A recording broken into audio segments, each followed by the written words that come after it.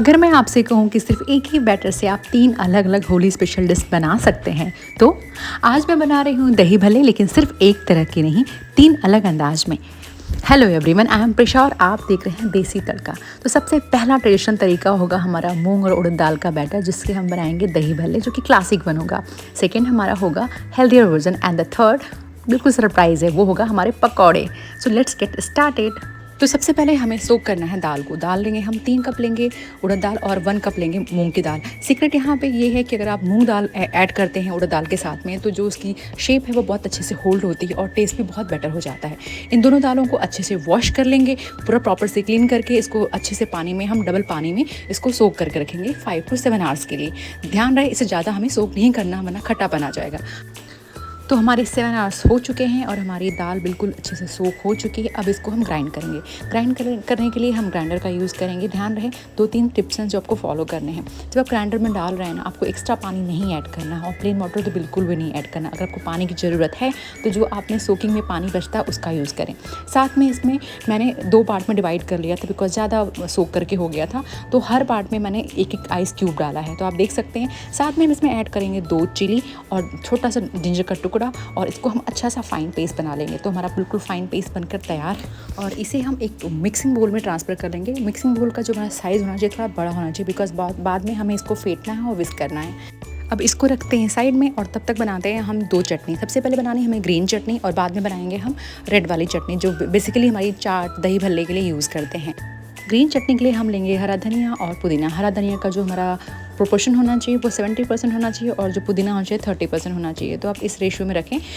साथ में हम डालेंगे कुछ मसाले, जैसे कि जिंजर, थोड़ा सा हम डालेंगे ग्रीन चिली और नींबू और नमक, और ये सब डालने के बाद में आपको ध्यान रखना है कि हमने लहसुन सिर्फ 2 कली लहसुन लिया है। हमें लहसुन ज़्यादा नहीं डालना है, सिर्फ उसके डेप्थ को इंक्रीज़ करना है, वरना लहसुन का टेस्ट ज़्यादा आता है और दही का टेस्ट कम हो जाता है। तो इन सारी चीज़ों को डाल के हम मिक्सर जार में हम डाल देंगे और अच्छा सा एक फ़ाइन पेस्ट बना लेंगे। जब हम डाल रहे हैं तो हमें ध्यान देना कि इसमें भी हमें आइस डालना है, सो दैट कि इसका जो कलर है थोड़ा रिच होके आए।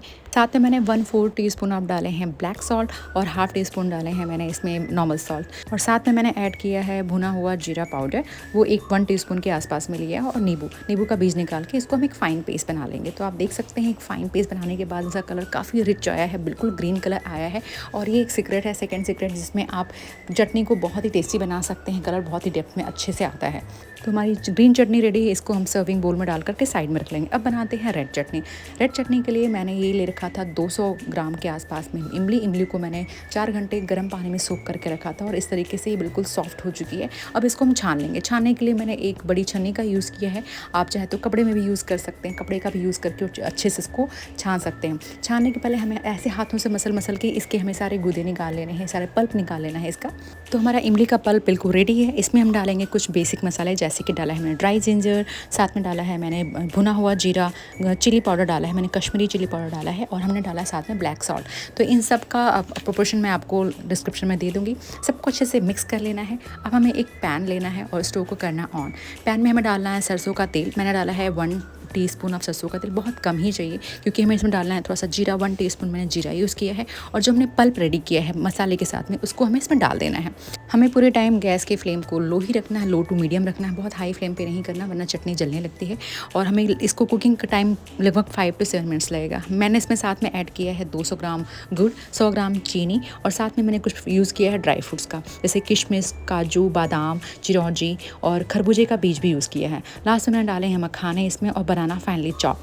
तो 5 to 7 मिनट्स हो गए हैं। आप देख सकते हैं इसका पानी बिल्कुल हाफ़ हो जाएगा और ये बिल्कुल थिकन सा हो जाएगा। थिकन होने के बाद में ये थोड़े दाने दाने सा फॉर्म कर जाता है, और उसको ठंडा करके मैंने एक जार में रख दिया है। तो जो मैंने चटनी बनाई है ये सिर्फ आज के लिए नहीं है, ये लगभग 1 मंथ चलने वाली है। आप इसको लंबे टाइम तक स्टोर कर सकते हैं, और हमारी चटनी बिल्कुल रेडी है। अब हम बढ़ते हैं बैटर की तरफ। हमने जो बैटर साइड में रखा था, अब उसको हमें अच्छे से फेंटना है।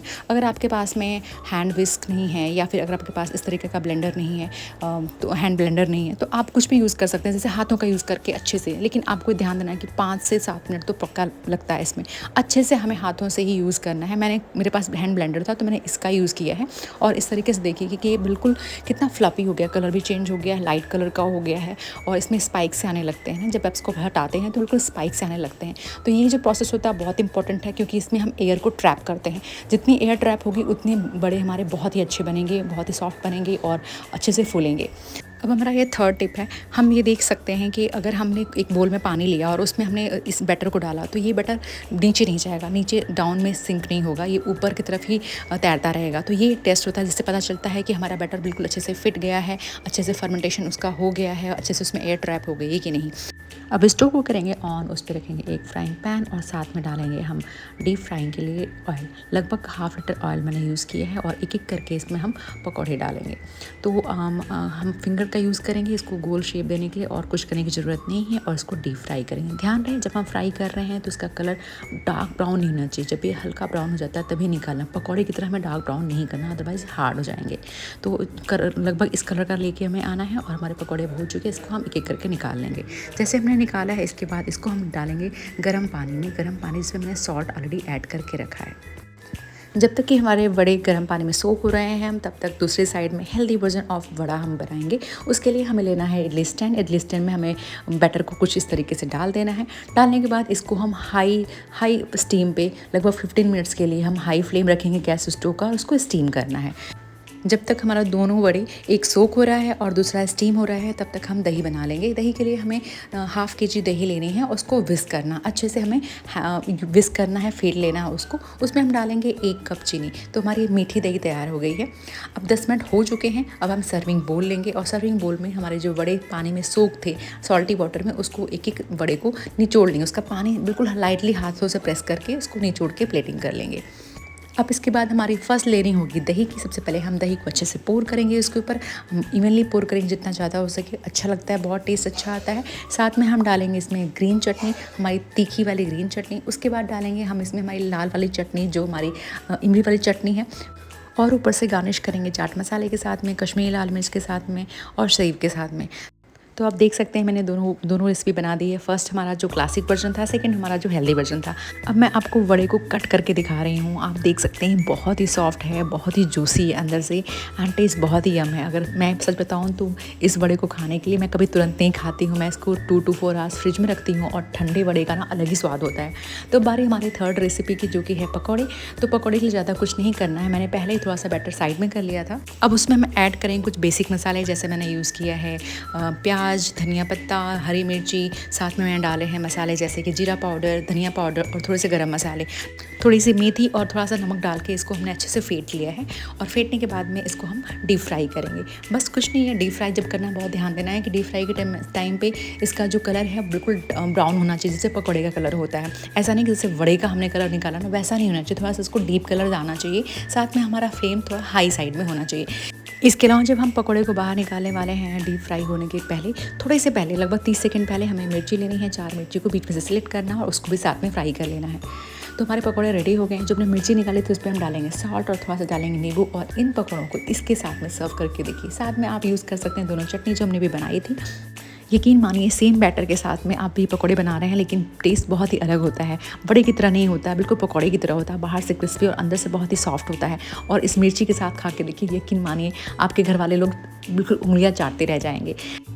तो आपको ये मेरी तीनों रेसिपी कैसी लगी, प्लीज़ लाइक शेयर सब्सक्राइब करना नहीं भूलना। मिलते हैं नेक्स्ट एपिसोड में। Till the time take care, bye bye.